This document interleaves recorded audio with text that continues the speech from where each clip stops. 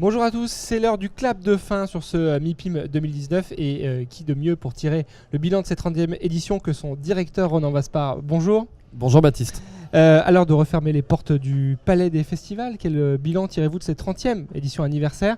Voilà, très rapidement, à chaud un petit peu le bilan de cette édition.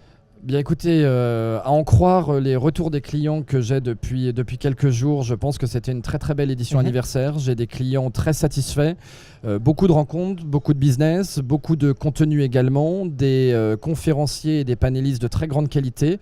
Et puis des moments de partage qui laisseront, j'imagine, un fort souvenir de célébration de cette 30e édition. Alors vous savez comment sont les journalistes, on aime bien les chiffres. Est-ce que vous avez déjà les chiffres de fréquentation de cette édition? Oui, absolument. Ah, donc ce sont des chiffres en hausse par Parfait. rapport à l'année dernière. On s'y attendait, mais ne serait-ce que de voir les allées du Palais des Festivals.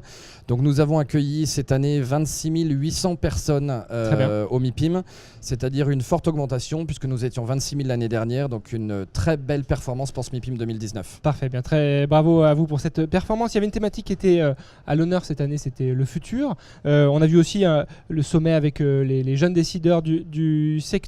On a beaucoup de sujets évidemment sur la durabilité, sur l'impact de l'immobilier. Est-ce qu'on doit voir là le début d'une thématique qu'on va retrouver dans les prochaines années au MIPIM? Alors, il est évident que c'est un sujet qui est au cœur des préoccupations de tous. L'industrie de l'immobilier est loin, n'a pas à rougir, on va dire, de tout ce qui est déjà fait au niveau de l'empreinte environnementale. Mais il est clair que de regarder ces piliers du social, du sociétal et de l'environnemental, ce sont des sujets sur lesquels on va continuer à travailler. MIPIM a toujours été précurseur.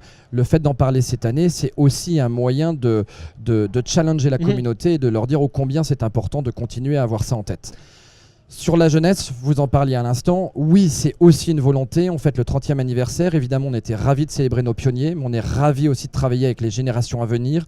Et le Young Leaders Summit, qui a été un vrai succès cette année, sera forcément reconduit l'année prochaine à Cannes, mais aussi dans nos autres événements mondiaux. Il y a une nouvelle génération de décideurs, d'acteurs du secteur qui viennent au MIPIM qui venaient déjà. Déjà, l'année dernière, on avait à peu près, je crois, 4000 participants qui avaient moins de 35 ans. Donc on a un public relativement jeune.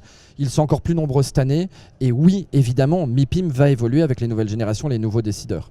On a parlé des thématiques, on a parlé des chiffres. Quelques dates, les prochains événements MIPIM, est-ce qu'on peut donner Bien les sûr. prochaines dates? Alors, prochain rendez-vous MIPIM PropTech Europe qui a lieu à Paris au 104 les 1er et 2 juillet. Et ensuite, on traversera la Manche.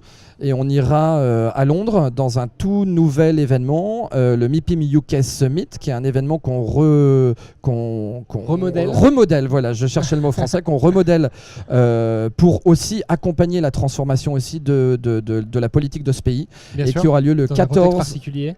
Particulièrement en ce moment. Et ce sera la suite de la conversation qu'on a initiée depuis quelques jours ici avec les acteurs anglais.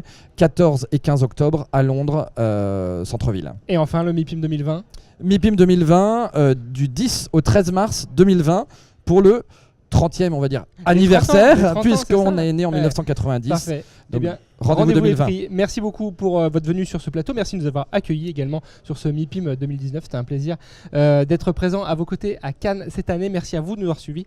À bientôt. Au revoir. Merci Baptiste.